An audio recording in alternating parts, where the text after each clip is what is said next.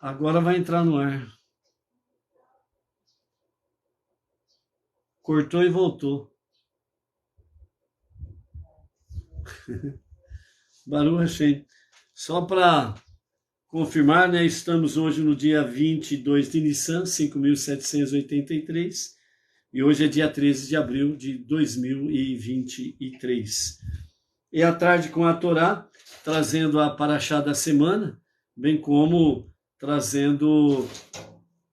Ai, meu Deus do céu. Um gatinho perdido aqui, ó. Até gato daqui. É galo, é gato, né? É Benjamin, é Miguel, é Gabi, e assim vai. Baruch Hashem. Então, amados, nós temos aí diante de nós, né, a nossa Parashá da semana Shemini, que significa oitavo, que é o oitavo dia da consagração, né, e também do Kohen Gadol e dos Kohanim. E hoje é o oitavo dia de Pessach, e ao pôr do sol de hoje se conclui todas as atividades de Pessach. Continuamos com a contagem do Homer em preparação para o Olam, para o dia de Shavuot, Yom Shavuot, né? A outorga da Torá. Ok? Baruch Hashem. Vamos encostar a porta aqui. E vamos trazendo aí, né, as nossas reflexões. Vamos aí falar sobre as nossas crianças, né? O motivo de tudo isso estar acontecendo com as nossas crianças, levantando um alerta, né, aos pais, aos educadores, né, para que realmente estejam aí conectados com a verdade e possam realmente proteger os pequenos. Vendo isso também em comparação com os dias que antecedem, né, a revelação do justo e verdadeiro Mashiach, né? Então são pontos em que nós precisamos estar conectados, estarmos em alerta. A nossa leitura de hoje, para concluirmos, né, o oitavo dia de Pessach, está em Deuteronômio, capítulo 15, a partir do verso 19, e vai até o capítulo 16, o verso 17, e repete-se Números, capítulo 28, versos 19 a 25, em conexão com Pessach. Então, na primeira passagem, Deuteronômio, capítulo 15, a partir do verso 19 até o capítulo 16, verso 17, nós temos aí, então, sobre a questão do Pessach, onde fala que o teu gado, né, todo primogênito que nascer dele, e de teu rebanho, o macho será consagrado ao Eterno, né? É o primeiro filhote, né?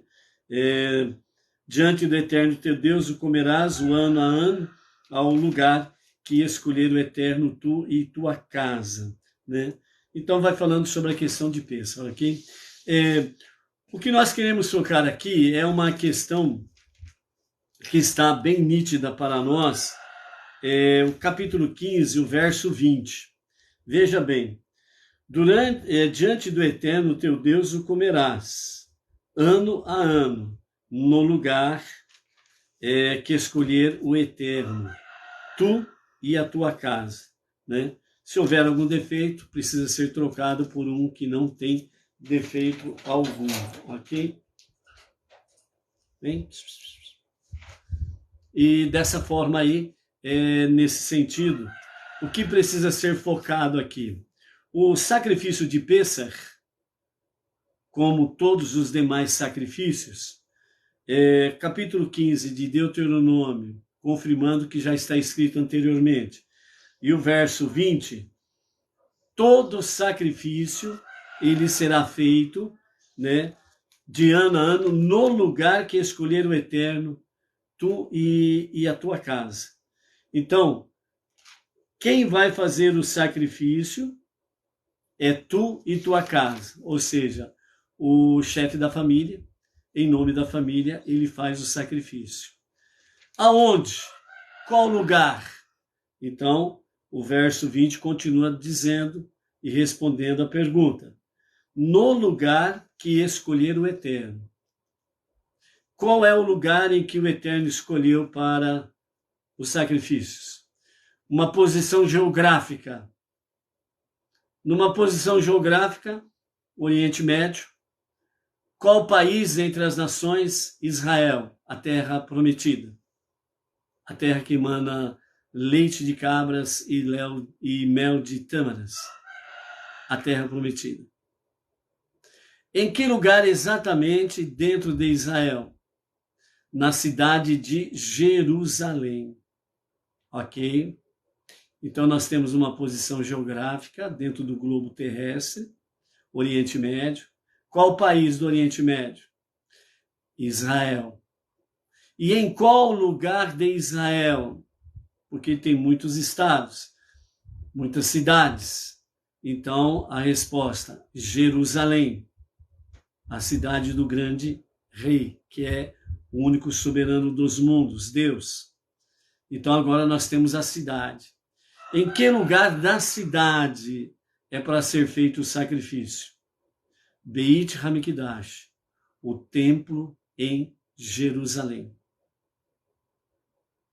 Então, o único lugar para ser feito sacrifícios é em Israel, na cidade de Jerusalém e no coração de Jerusalém, o Beit Hamikdash. Isso significa o quê? Em outros versos, complementando o que está escrito aqui,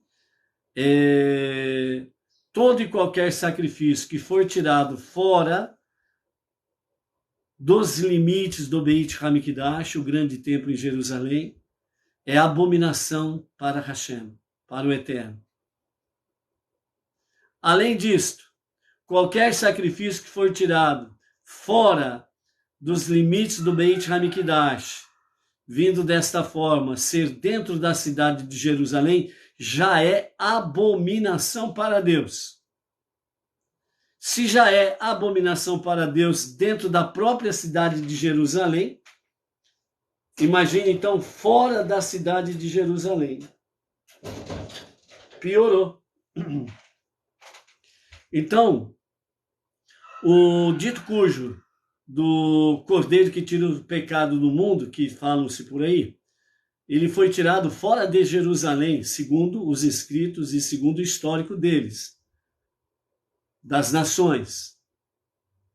Então, a conclusão é que, de fato, jamais Deus, se fosse permitido, sacrifício humano, jamais Deus aceitaria que o sacrifício fosse fora da cidade de Jerusalém. Se fosse fora dos limites do Beit Hamikdash. Por isso, Deuteronômio, capítulo 15, verso 20, é bem claro, e outros versículos mais da própria Torá, fala exatamente isso. Onde é para ser sacrificado? Onde que ele é levado o animal para o sacrifício? O animal para o sacrifício. Ele é levado para o lugar em que o Eterno escolher. Como aqui, dentro da cronologia, o povo ainda estava no deserto, então aqui Deus estava sendo claro e objetivo para Moshe, e Moshe retransmitindo ao povo. Somente em Jerusalém, somente na terra prometida, somente na cidade do grande rei Jerusalém, Shalem, que é a cidade de paz, e dentro do lugar em que ele escolher para ser feito o Beit Hamikdash, não mais o tabernáculo do deserto, mas o templo em Jerusalém. É somente ali, dentro dos limites do templo. Fora é abominação para Deus, ok? Então, esta é a nossa passagem de hoje.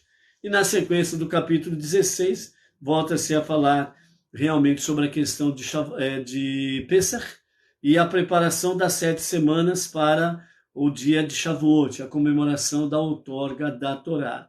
Então, dentro desse aspecto, nós temos aí essa realidade daquilo que estamos concluindo nas leituras referente a Pesach. Ao pôr do sol de hoje, conclui-se o 8º dia de Pesach, e todas as questões pertinentes a Pêssar. E a segunda passagem, que é repetida, que é Números capítulo 28, versos 19 até o verso 25, né? E ali fala que oferecereis oferta queimada, né, de elevação. Essas ofertas são 2 novilhos, 1 carneiro e 7 cordeiros, né? Que cada cordeiro é um dia por dia, né? Que é do sacrifício. 7 cordeiros da idade de 1 ano, ou seja, no máximo 1 ano de idade. O trigo, a farinha de trigo ou flor de farinha fina de trigo amassada no azeite, 3/10 partes de um efá para cada novilho, né? O verso 22 do capítulo 28 fala, e 1 cabrito por oferta de pecado. Então, qual era o animal usado para oferta de pecado? Cabrito, ponto final. E durante 7 dias assim o fareis, né? E no 7º dia haverá convocação de santidade para vós, e nenhuma obra servil fareis. Por isso que em Israel é feriado nacional, ok? Em Israel. Por isso, desde quarta-feira do entardecer da semana passada até o pôr do sol de hoje, o mundo judaico, literalmente falando, estão vivenciando as atividades de Pêssar, né? E com isso os nossos rabinos estão fora das redes sociais, né? Nesses dias principais da festividade. O nosso Shalom Shalom vai para João Bosco de Igarapé, Grande, lá no Maranhão. Para as irmãs Vânia Ivonete Maria Silva e Gilmarian, família House Dog Kids. Pelo jeito tem um pet stop, como que fala? Pet shop, né? De animais, né? Lá no Recife, em Pernambuco. Então, shalom para vocês e sucesso aí em cuidar dos animaizinhos. Alessandra Garcia, né, o casal Solange Silva e Carlos Silva, de Porto Alegre, Rio Grande do Sul. Tereza Jacinto, Ribeirão Preto, interior de São Paulo. O Cláudio, lá de Jardim Botânico, Brasília. A Bia Lobo, Jaciel Melo, de Aracaju, Sergipe. Eunice Lorete, Rio de Janeiro e família. Webster Rabelo, de Quixadá, Ceará. A Tânia Castro, né, juntamente com a comunidade Beneinoa de Manaus, lá em Amazonas. Genesi Tolentino dos Santos, Londrina, Paraná. João Messias, Rio de Janeiro. O Robson Silva, São Paulo, capital. Flávio Vieira Ribeiro, de Iguape, São Paulo. Paula Monteiro Passo, São Paulo, capital, né? O casal Ângela Rodrigues da Silva e Arlan Tavares, né? De Pacatuba, no Ceará. A Denise Barreto, de Guarulhos, Grande São Paulo. A Samara Lima. A Miriam Oliveira Vidal, lá do Rio Grande do Norte, né? São os nossos amados aí, que estão sempre em contato aí, né? Temos a Gessilene Gonçalves, lá de São José aliás, de Ribeirão Preto, melhor dizendo. Gessilene Gonçalves, Ribeirão Preto também, ali interior de São Paulo. A mesma cidade ali também do Vinícius Moraes, né? Que também é lá de Ribeirão Preto, ok? Quem mais está por aí? Deixa eu ver aqui. A Chesca Matos, lá de Eusébio, né, cidade do Ceará. A Edina Silva, daqui de Bauru, da Sinagoga Beneinoa, regional Bauru. Temos aí também a Vera Lúcia Mâncio, né, e o marido Paulo, também aqui conectados com a Sinagoga Beneinoa, regional Bauru.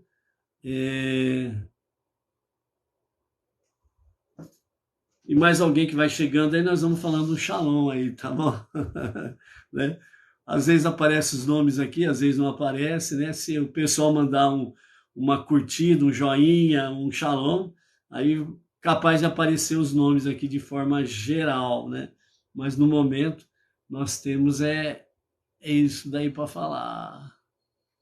Ok. Vamos para a contagem do Homer, né? Hoje nós estamos no 7º dia da contagem do Homer e vamos lá para o nosso refinamento da nossa personalidade e a cura das nossas emoções com a contagem do Homer. Eu falo e vocês repetem aí, positivo? Então vamos lá. Hoje é o dia 7, ou seja, uma semana do Homer.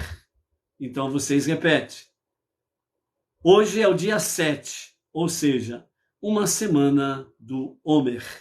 Assim, né, vocês estão participando na contagem do Homer, do pôr do sol de ontem até o pôr do sol de hoje, é o 7º dia do Homer. Hoje nós estamos em Malchut de Hesed, que significa nobreza no amor. E vamos para as reflexões para a cura das nossas emoções e o aperfeiçoamento da nossa personalidade de Malchut de Hesed, nobreza no amor. Amor maduro vem com dignidade pessoal e traz um sentimento íntimo de nobreza. Isso lhe permite saber seu lugar especial e sua contribuição específica nesse mundo. Qualquer amor que é desmoralizador e quebre o espírito humano não é amor de modo algum. Porque o amor, para ser completo, deve ter uma dimensão de soberania pessoal, um sentimento de liberdade e domínio sobre as forças que poderiam prejudicá-lo. Ok? Então, nobreza no amor. Tudo aquilo que estiver conectado com algo desmoralizador, que quebra o espírito da pessoa, o espírito humano, não é amor. Não é amor maduro. Não há nobreza nesse amor. Muito pelo contrário, é um amor horripilante. É um amor que é egoísta. A pessoa ela só pensa nela mesma, né? Então, por isso, acaba sendo somente ela o centro das atenções, né? Então, por isso, o amor maduro, ele vem revestido de um sentimento íntimo de nobreza. Isso significa respeito ao próximo. Então, o teu marido, a tua esposa, os teus filhos, teus pais, teus parentes, né, o teu semelhante, os irmãos da tua comunidade, etc. e tal, né, devemos respeito a eles. Um amor maduro com nobreza, reconhecendo nobreza na pessoa e fazendo com que o seu amor para com aquela pessoa ela possa se sentir uma pessoa especial, uma pessoa nobre, né? Então, por isso, dentro desse aspecto todo aqui, né, o amor, para ser completo, deve ter uma dimensão de soberania pessoal, um sentimento de liberdade e domínio sobre as forças que poderiam prejudicá-lo, né? Então, combater as forças negativas, né, as forças destrutivas, está conectado no amor maduro. Porque a nossa alma animal, ela sempre quer um amor próprio, um amor egoísta, eu ser o centro da atenção de tudo e de todos. Então, essas forças negativas, nós precisamos vencê-las constantemente, para que nós tenhamos nobreza no amor. O exercício do dia. Destaque um aspecto do seu amor que tenha entusiasmado o seu espírito e tenha enriquecido a sua vida, e celebre-o. Então, faça uma autoanálise e veja dentro desse aspecto todo aqui, né, um amor que tenha entusiasmado o seu espírito, dado vida, você se sentindo vivo, você fez algo nobre no amor, e isso te deu uma grande alegria, uma grande felicidade. Então, faça esse exame introspectivo e celebre esse aspecto do amor maduro na tua vida. Baruch Hashem? Ok. Vamos então para a nossa quinta leitura de hoje, antes de entrarmos nessa questão, né? As nossas crianças, né? É um dos aspectos muito importantes para nós nos últimos dias estarmos atentos a essa questão das crianças, ok? Vamos falar mais um pouco daqui a pouco, ok? A nossa quinta leitura está no livro de Vaikra, Levítico, capítulo 10, versos 16 até o verso 20, né? Então, na continuidade da consagração de Aharão e os seus filhos ao sacerdócio, né? E aí nós vimos a morte de Nadab e Abihu, né? Que foi porque eles tiveram um amor extremo por Deus, né? E os levou a, como diz, os levou a ingerir uma boa quantidade de vinho, e como entra o vinho e saem os segredos, né? Então os segredos de Nadab e Abihu foram revelados, veio à superfície, veio à tona, que era o quê? O desejo extremo de amor por Deus, e que não aceitavam mais ficar nessa configuração que eles estavam, no mundo físico, nesse mundo secular. Então eles tomaram uma decisão de unir-se completamente a Deus. Eles pegaram do incensário, foram no Santo dos Santos e serviram a oferta de incenso, que é a oferta mais preciosa para Deus, o incenso, devido à questão do olfato, que foi o único sentido que não participou do pecado no Jardim do Éden, ok? Então, com isso, Nadab e Abihu, eles fizeram algo sem autorização de Moshe, não compartilharam as suas intenções com seu pai Aharão, que era o Kohen Gadol, e tomaram uma decisão individual. E eles então fizeram isto, né? E então as chamas, né? As chamas vivas de Deus, o fogo vivo de Deus, que tinha se manifestado momentos antes, permanecia ali no Santo dos Santos, né? E todo o povo via a manifestação do fogo, à distância, obviamente.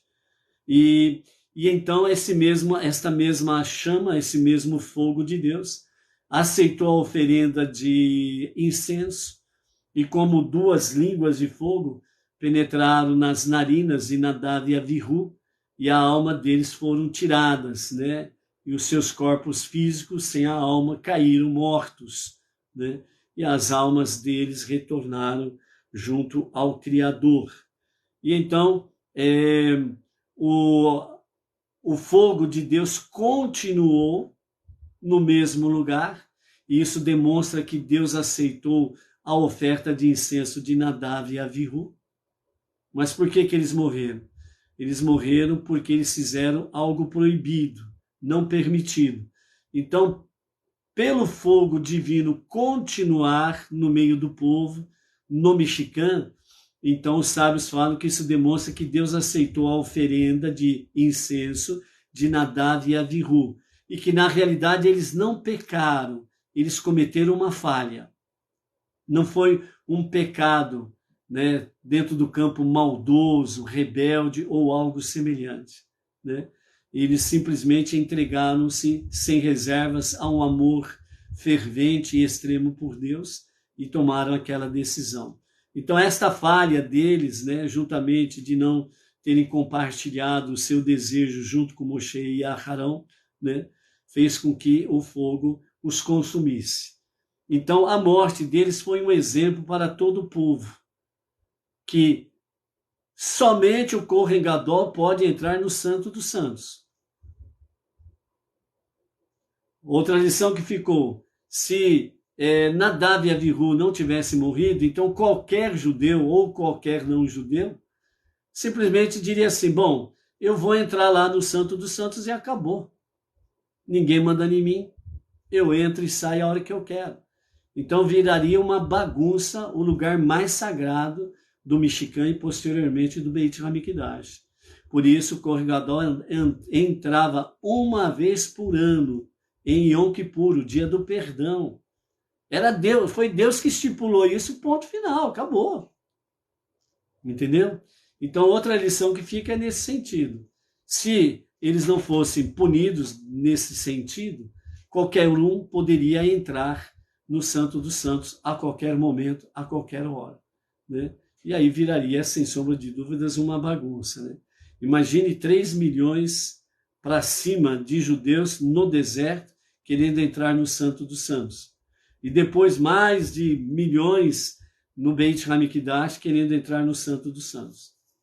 Viraria uma bagunça, sem sombra de dúvidas. Então, e como nós vimos ali, né, dentro da leitura de Pêssar de hoje, né, o lugar que Deus escolheu é este lugar. Então, obedeça-se às expressões. E durante o momento, né, de luto, Deus falou com Moshe, Moshe falou com Aharão, e os seus 2 filhos, Elazar e Itamar, que sobraram, né, que permaneceram íntegros na sua jornada. E então, Moshe chamou os 2 primos de Nadav e Avihu, Mishael e Eltafan, né, Eltsafan, melhor dizendo, para que recolhesse o corpo dos 2 e fora do acampamento fossem sepultados, né? A mensagem que fica aqui é que qualquer tarefa, por mais simples que seja, ou qualquer tarefa que não seja aquela uma que não é do agrado das pessoas, mas é uma tarefa dentro daquilo que é de serviço para Hashem, como nós falamos ontem, né? Por exemplo, o porteiro, fazer faxina no imóvel, fazer faxina na frente do imóvel para apresentar, né, ter uma boa presença para as pessoas que passam, um bom testemunho de limpeza, de ordem, de decência, né? Então são atividades simples, né, que muitos não querem fazer. Ser porteiro na comunidade ali, no salão da comunidade ou na sinagoga Beninoa regional, por exemplo, né? Não querem varrer, fazer faxina, tanto dentro como fora do imóvel, né? Isso daí não é para mim, né? Então a lição que fica aqui de Mishael e Eltsafan é que todo serviço que envolva serviço para Hashem, por mais simples que seja, para Deus é de grande valor, é de grande serventia. Então não podemos nos excluir, né, das atividades, né? E nessa continuidade, então, né, Deus fala com Moshe e Moshe fala com Aharon e os seus 2 filhos, Elazar e Itamar, que não é para guardar o luto, que é para continuar as atividades. Eles estavam no 8º dia de consagração, não podia se interromper, né, a consagração, mesmo com a morte dos 2 filhos, dos 2 irmãos. E Aharon e os seus filhos, Elazar e Itamar, continuaram fazendo as atividades normais, né, da consagração. E ali tinha uma parte em que eles precisavam realmente comer do sacrifício, né, daquilo que lhe era permitido. Então, a 5ª passagem, no capítulo 10, verso 16, fala, né? Moshe então fez 2 investigações sobre o que tinha acontecido com os 3 cabritos abatidos, como oferendas de pecado. E ao descobrir que 2 haviam sido comidos corretamente, mas um tinha sido queimado completamente, ou seja, era para se comer parte dos 3, né, cordeiros dos 3 cabritos, né, que eram para ser ingerido após o sacrifício, né? Então, esses 3 cabritos, 2 foram comidos, né, a parte que poderia, e porém um terceiro não havia sido comido, né? Então Moshe procurou saber o que aconteceu. E aí então ele vê realmente que Aharão e os seus filhos não comeram desse terceiro sacrifício, né? Então Moshe, a princípio, ficou muito bravo com Aharão, né? Por que eles não comeram? E então, falando para eles, né, que afinal de contas era a santidade das santidades, né? Então, uma vez que o sangue não foi requerido, trazido para o santuário interior, vocês o deveriam tê-lo comido no lugar de santidade, né? Então Arão, no verso 19, ele responde, né, de forma firme, severa, a Moshe dizendo: Você pensa que foram eles que sacrificaram sua oferenda de pecado e a oferenda queimada hoje, diante de Deus? Não, fui eu quem as ofereceu. E como sumo sacerdote, eu tinha permissão de aspergir o sangue enquanto de luto, por causa da morte dos 2 filhos. Mas se eu tivesse comido a terceira oferenda de pecado hoje, eu teria agradado a Deus? Perguntou Arão a Moshe. Pois diferente das outras 2 oferendas de pecado, que eram temporárias, a terceira, porém, era permanente, por todas as gerações. Então, o terceiro sacrifício do cabrito aqui era um terceiro cabrito que corresponde, né, a todas as gerações posteriores de Moshe e Arão. Então era um terceiro sacrifício permanente. O que ele faria ali naquele momento do terceiro sacrifício, isso seria para todas as gerações. Então ele disse: não é apropriado ser leniente e permitir que o lutado coma dela. Então, se Arão tivesse comido do terceiro sacrifício, então todos os enlutados posterior a ele deveriam comer também. Mas diante de Hashem não era agradável isso, que o enlutado viesse usufruir do sacrifício permanente.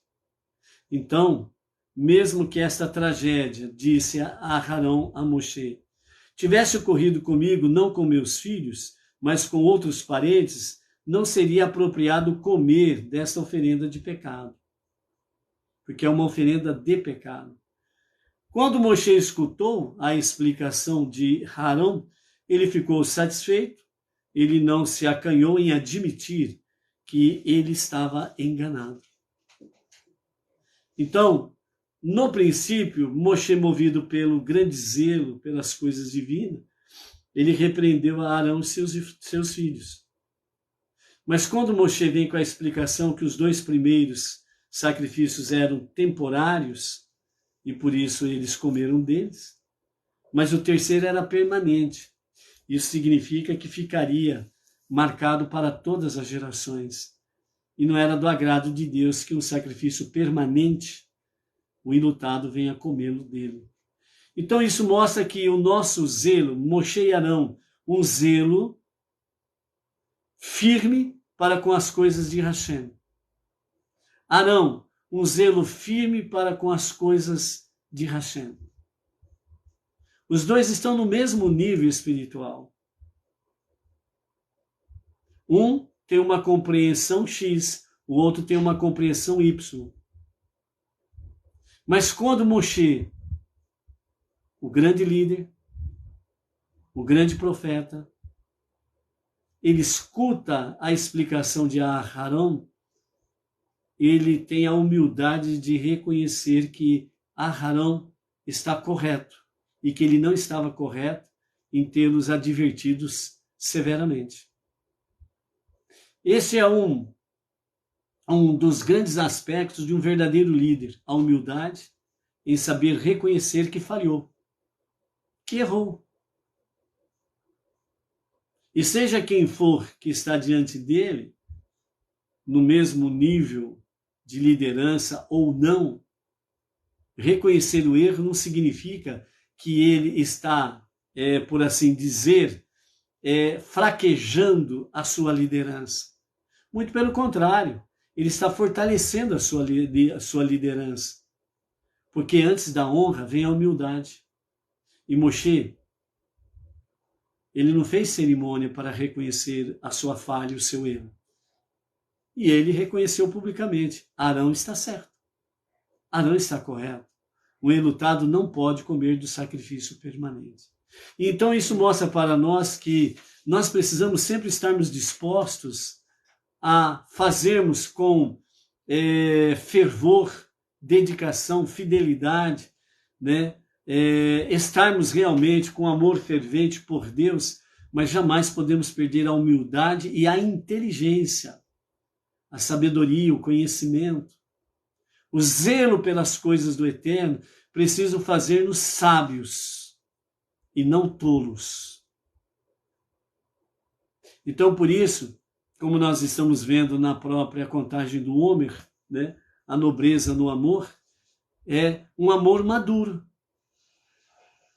É reconhecer que realmente o meu próximo, seja qual for o nível de parentesco ou não, é reconhecer com nobreza o seu valor, com humildade o valor do próximo. É colocar nobreza no amor. E foi isso que Moshe fez. Com a sua simplicidade e humildade, ele colocou nobreza no amor para com Aharão e os seus filhos. E isso ficou marcado para todas as gerações posteriores. E é por isso que Moshe, ele é de fato o grande líder. E toda liderança precisa ter esta simplicidade e essa humildade. Para que de fato o soberano dos mundos, Deus, seja de fato reconhecido. Por isso, nós temos aqui dentro desse aspecto que o nosso Rebbe Menachem Mendel fala sobre a questão de o absoluto e o relativo.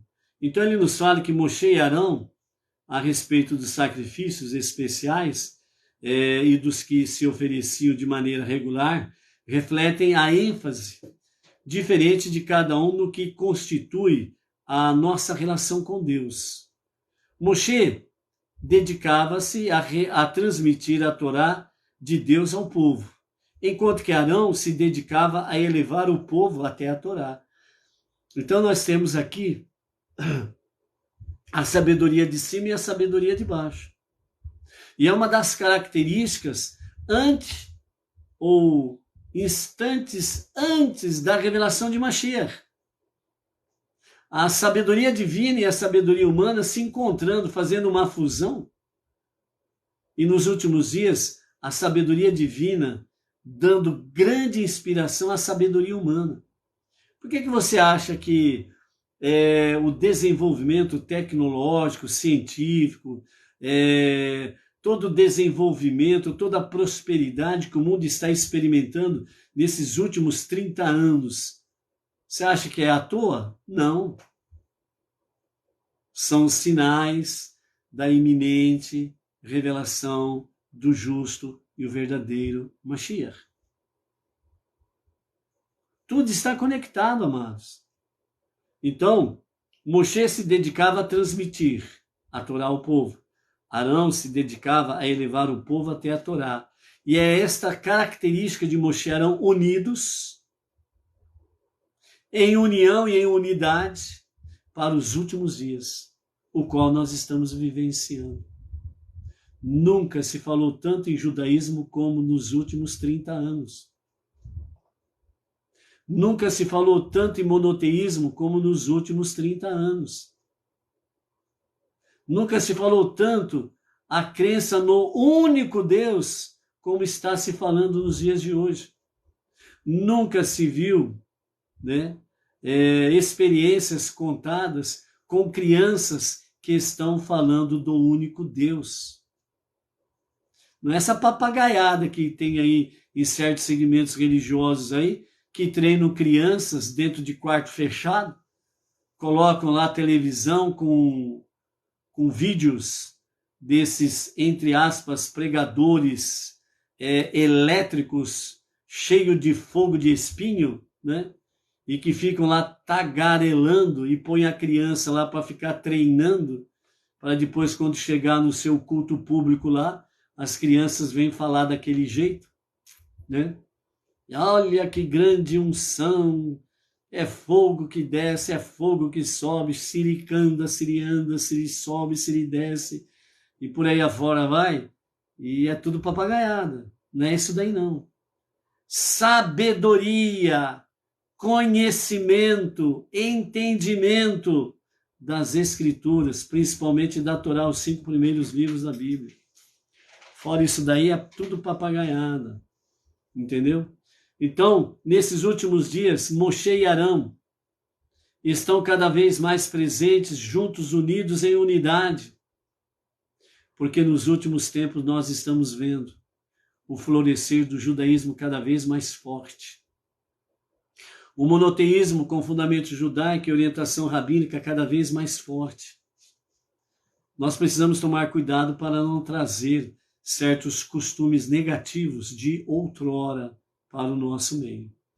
A Torá é a verdade imutável, enquanto os seres humanos mudam constantemente. Moshe encarava a verdade da Torá como algo aplicável de maneira uniforme a todas as situações. Enquanto, por outro lado, Moshe era absoluto. E enquanto, por outro lado, Arão era relativo, ou seja, ele percebia que era preciso avaliar cada situação individualmente para saber como aplicar a imutável verdade da Torá de maneira efetiva. Então, Moshe era absoluto, Arão era relativo. Moshe era absoluto, que toda a verdade da Torá é algo aplicado de maneira uniforme, geral, enquanto que Arão era relativo. Precisava analisar cada situação para ver como aplicar essa verdade absoluta nesta ou naquela situação. Então, por isso, a união e a unidade de Moshe e Arão, o absoluto e o relativo, para ter equilíbrio, harmonia, unidade para o serviço de Hashem.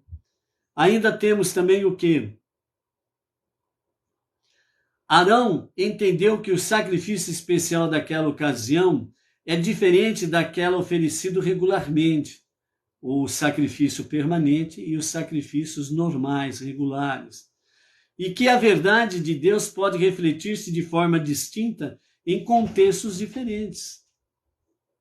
E Moshe reconheceu essa realidade de Arão, que realmente Deus é assim. Então ele uniu o absoluto de Moshe e o relativo de Arão e trouxe harmonia, união, unidade, equilíbrio. E é por isso que é razão e emoção, intelecto, coração. Podemos colocar alma divina, alma animal. É trazer harmonia, trazer unidade, para poder ter equilíbrio. Em nossa vida, diz o nosso Rebbe Menachem Mendel, na continuidade do absoluto e relativo, temos de unir as perspectivas de Aharon e Moshe. Devemos agir em relação a nós mesmos como Moshe. Ou seja, você precisa ser absoluto com você mesmo, não com os outros. Então, nossa vida, nós devemos, com relação a nós mesmos individualmente, sermos como Moshe, absolutos. Você precisa ter esse rigor consigo mesmo, dedicando-nos de forma inflexível à verdade absoluta e imutável da Torá. Nada e ninguém, absolutamente, pode deixar você em dúvidas com referência à Torá. Se alguém tiver dúvidas com a Torá, ele ainda não por assim dizer, ele ainda não é um convertido no bom sentido da palavra. Ele ainda não está realmente cônscio da sua realidade. A Torá é a verdade imutável. Ah, mas a Torá diz tal coisa, mas eu não concordo com isso. Pronto, acabou, caiu do cavalo. Repetiu de ano. Simplesmente isso, repetiu de ano. Vai começar de novo, filho. A pergunta principal e fundamental, você errou, você zerou na prova. Vai começar de novo. Por que você acha que tem pessoas que falam assim, puxa vida, mas de novo acontecendo isso comigo? De novo a mesma coisa? Porque a prova fundamental foi reprovada. Você zerou a prova. Você teve que passar de novo por ela. Vai zerar de novo? Vai tudo de novo. Até o disco gastar e acabar. E você vai continuar repetindo a mesma indagação? Mas de novo comigo? Mas de novo essa mesma coisa? Vá para o espelho. Se olhe no espelho. E pergunte para aquele que você está vendo no espelho e diga para ele: ô, quando que você vai desconfiar da mão aí que você está errado? Quando que você vai desconfiar da mão aí que você está agindo errado? Quando que você vai pensar melhor e corrigir para sair desse ponto e ir para um ponto mais elevado? Para sair desse degrau e ir por um degrau mais elevado? Para sair desse nível baixo e ir para um nível melhor e maior, superior? Desconfia da mão, rapaz. É o melhor diálogo que você pode fazer. Continuando. Já quando interagimos com os outros, agora vem o seu relacionamento com as pessoas. Com você, você tem que ser inflexível. A verdade absoluta e imutável da Torá. Você tem que aplicar isso, a verdade absoluta e imutável da Torá para você. Agora você vai ser um Arão. E Arão, agora, quando se relaciona com os outros, com o próximo, precisamos agir como Aharão, de forma flexível, levando em consideração as suas inclinações da pessoa e aproximando-os da Torá por meio de amor e aceitação. Não é com acusações que você vai se relacionar com a pessoa. Ô, seu idólatra. Não é acusando as pessoas. É você falando com amor e aceitação da verdade imutável da Torá, mas sendo flexível. Aquela pessoa não está no mesmo nível seu de conhecimento ou de espiritualidade dentro da Torá. Agora, se você vem de sola, como diz o outro, você também não está num bom nível espiritual, não, porque não está aprendendo corretamente. Você só quer vir com acusações, com piadas, com chocarrices, com escárnios. E não é esse caminho. Não é esse caminho. Então, por isso, tem que ter equilíbrio, Moshe e Arão. Você com você mesmo, Moshe. Você com as pessoas, Arão. De forma flexível. Para trazer as pessoas por meio de amor e aceitação para as coisas do eterno. Caso contrário, em vez de você ganhar um amigo, você ganha um inimigo. Em vez de você ganhar um irmão, você vai ganhar um canhão.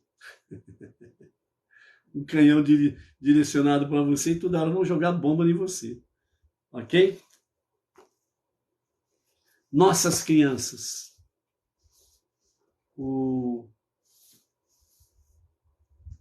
Vamos trazer uma pequena reflexão sobre isso. Nossas crianças.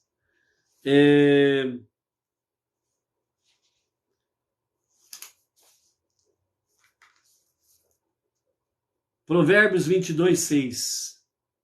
Ensinai o menino ou a criança o caminho em que deve andar, e até quando envelhecer não se desviará dele.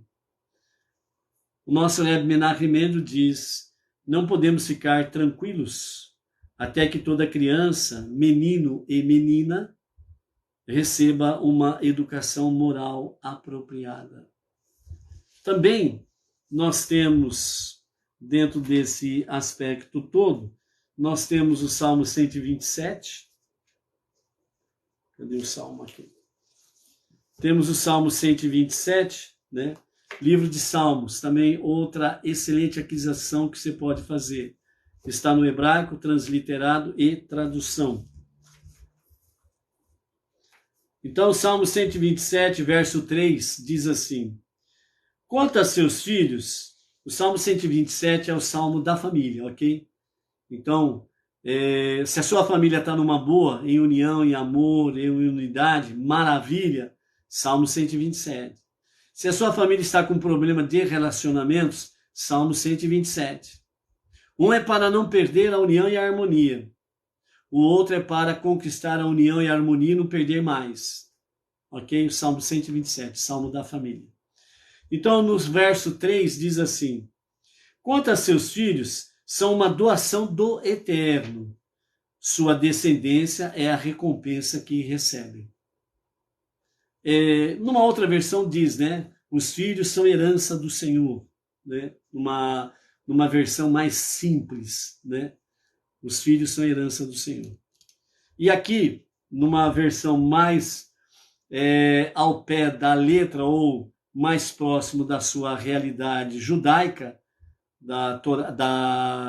dos Salmos, né? Escrito em hebraico. Então, a tradução melhor é: quanto a seus filhos, são uma doação do Eterno. Ou seja, Deus, ele está doando os nossos filhos. Não deixa de ser uma herança do Eterno, obviamente, ok? Então, Deus está doando os nossos filhos para nós. Com qual finalidade? Para cuidar bem deles, para tratá-los bem, educá-los corretamente. Por isso, Provérbios lá, 22:6. Ensina a criança no caminho que deve andar. E mesmo quando for velho, jamais se desviará dele. Então, as crianças, os nossos filhos, são uma doação da parte de Deus. É uma herança do Eterno, não restam dúvidas. Sua descendência é a recompensa que recebem. Ou seja, os netos, dependendo do vigor físico, os bisnetos são recompensas à descendência dos nossos filhos. Por isso que é importante nós realmente educar os nossos filhos de forma correta no caminho do Eterno. Na Torá, nos mandamentos, nas 7 leis universais, nas 7 leis de Noé, dentro de um princípio ético, moral e religioso. O grande dano hoje nas famílias é porque os pais expulsaram Deus das famílias e criaram os filhos de qualquer jeito. Os pais expulsaram Deus dentro da família. Não aceitam Deus dentro da família. Não querem que o Eterno esteja dentro da família. Depois acontece uma desgraça, aí os pais falam: por que Deus permitiu isso? Deus não permitiu. Você expulsou Deus de dentro da sua família. Você não quis que o Eterno fosse o protetor da sua família. Aí a desgraça vem e querem culpar a Deus. Mas nós temos aí essa palavra. Temos uma palavra ainda bem mais contundente que nós encontramos no livro do profeta Malaquias, no capítulo 3, verso 24. Tem algumas traduções por aí que o capítulo 3 de Malaquias dividiram em 2, capítulo 3 e capítulo 4. Algumas traduções por aí. Nessas traduções que tem por aí, que tem o capítulo 4, então o que nós vamos ler aqui vai estar no versículo 6 do capítulo 4, certo?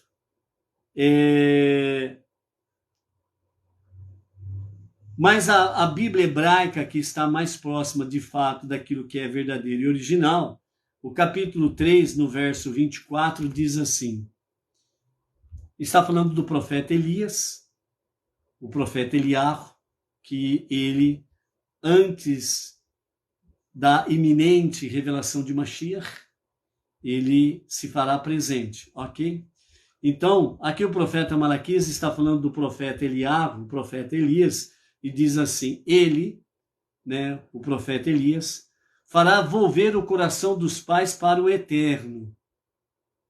através dos filhos. Através dos filhos. E o coração dos filhos para o eterno, através dos pais, para que eu, o eterno, não venha a desferir sobre esta terra uma destruição completa. Em outra tradução, a destruição completa ela vem dizendo maldição completa ou desgraça completa. Então, o que o Eterno está dizendo para nós através do profeta Malaquias? Que o Eterno, que através do profeta Eliarro, profeta Elias, fará volver, quer dizer, vai mexer nos corações, vai revolver os corações, vai fazer os corações dos pais retornarem através dos filhos. A quê? Ao Eterno. Então, o coração dos pais vai ser remexido, volvido, removido ou chacoalhado, retornar para o Eterno através dos filhos. Ou seja, os filhos, nesse primeiro instante, os filhos chamando os pais para o Eterno. Nós contamos aqui recentemente uma experiência recente que nós temos aí de uma família. Por enquanto não podemos mencionar nome nem localidade, mas é uma questão real. Alguns já sabem, desta família. Um filho de 9 anos chegou para a mamãe e disse: mamãe, a senhora não ensinou que Deus criou tudo? Sim, ensinei. A senhora não ensinou que Deus criou nós, gente, pessoas? Sim. E se Deus criou nós, por que que nós precisamos pedir para uma outra pessoa para conversar com Deus, se Ele que nos criou? E isso fez com que a mãe viesse refletir no que o filho estava dizendo. E ao mesmo tempo, o próprio filho de 9 anos dizendo para a mãe, perguntando, melhor dizendo, para a mãe, o que é judeu, o que é judaísmo. E ela nunca falou nada com ele, com seu filho. E foi onde que ela se prontificou a pesquisar e ela chegou ao conhecimento do monoteísmo. E ela está procurando trazer toda a família para o monoteísmo, com fundamento judaico e orientação rabínica. Ou seja, o profeta Malaquias está nos dizendo que o profeta Elias, o profeta Eliarro, nesses dias, nesses momentos que culminarão com a iminente revelação de Mashiach para a redenção final, de forma global, ele estará fazendo com que os corações dos pais voltem para o Eterno através dos seus filhos. É o exemplo que nós damos, que é para um alerta para nós no sentido de que a iminente expectativa do profeta Eliarro Hanavi, o profeta Elias, estar se revelando a qualquer momento, ante a revelação iminente de Mashiach, também pode estar acontecendo a qualquer momento mesmo. Amém, vem amém. E a segunda parte do versículo diz: e o coração dos filhos para o Eterno, através dos pais. Aqui está a educação dos pais para os filhos. Quando os pais colocaram Deus fora da família, trouxeram sobre os seus filhos uma grande maldição. Por isso que você está vendo aí filhos perversos, malignos, agressivos para com pais e mães, e chegando a certos extremos que nós estamos presenciando, por aí afora vai. Lamentável.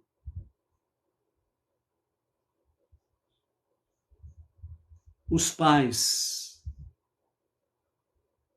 precisam cumprir sua tarefa primordial com referência aos seus filhos, que diz lá Provérbios 22:6, ensina a criança no caminho que deve andar. Provérbios capítulo 22, verso 6. e até quando envelhecer não se desviará dele. Os pais estão corrompendo a maior dádiva que Deus está dando aos pais: a doação dos filhos. Para que os seus filhos possam trilhar o caminho do eterno, ensinando coisas que não convêm, ensinando coisas perversas, imorais, e por aí afora vai.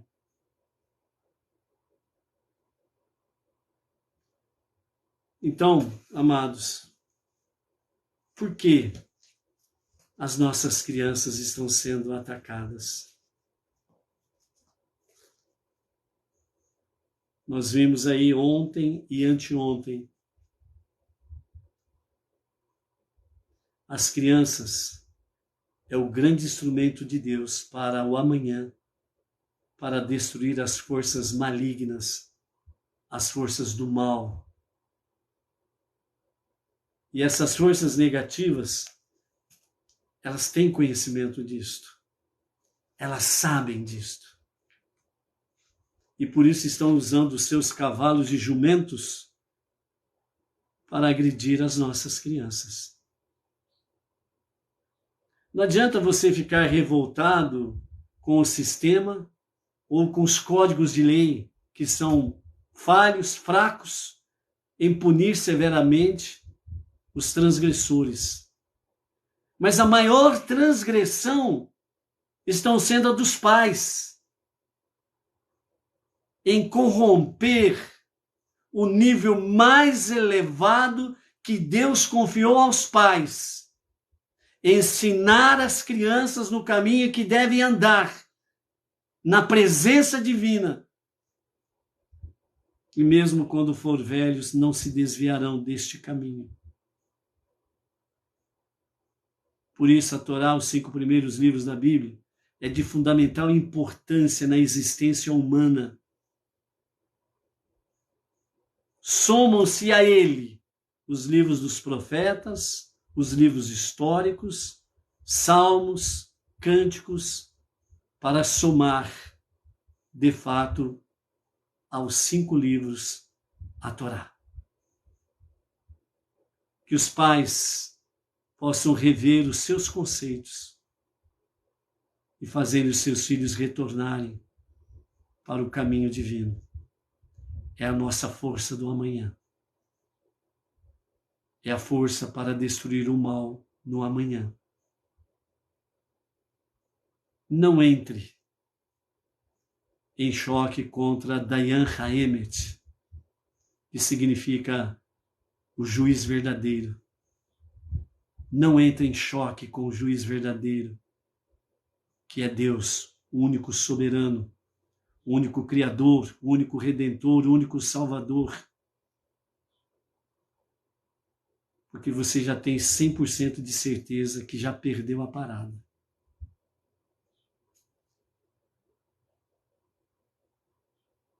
Para os que expulsaram Deus das suas famílias, ainda há tempo de trazer Deus para dentro das famílias, para dentro da sua família. E para os que estão, protege. Você sabe que o seu filho ou a sua filha aprendeu na escola secular na última semana? Você conversou com seu filho, com a sua filha, sobre o que falaram na escola? Falaram o que não deviam? Procure a direção da escola.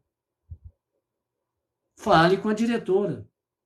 O meu filho, a minha filha veio dizendo que o professor ou a professora ensinou tal coisa. Está correto isso?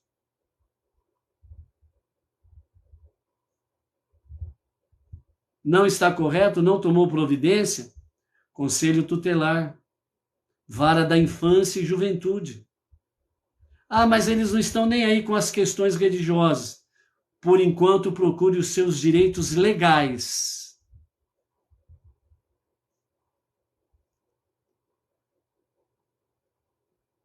E quando você for procurar os seus direitos legais, não esqueça da força propulsora que rege o universo. E clame a Ele, o único Deus soberano, para que ao fazer a sua reclamação, o coração de quem ouvir seja quebrantado para dar razão a ti e tomar as providências. E essa força propulsora que rege tudo e todos estará ouvindo a tua petição. E você não vai ao faraó sozinho. Como disse Deus a Moshe. Moshe, venha ao faraó. Já estou aqui. É só você chegar. Entendeu? Então, por isso, que com amor, com flexibilidade, possamos levar esta boa nova de salvação, como diz o profeta Isaías. Deus, o único soberano, o único Criador, o único Redentor, o único Salvador. Levar os nossos pequenos, as nossas crianças à sua presença. Não vamos perder as nossas crianças para o sistema, para as forças negativas. Você tem a força maior e superior. O único Deus. Use-a com sabedoria e temor aos céus. Shalom, shalom, amados. Até amanhã.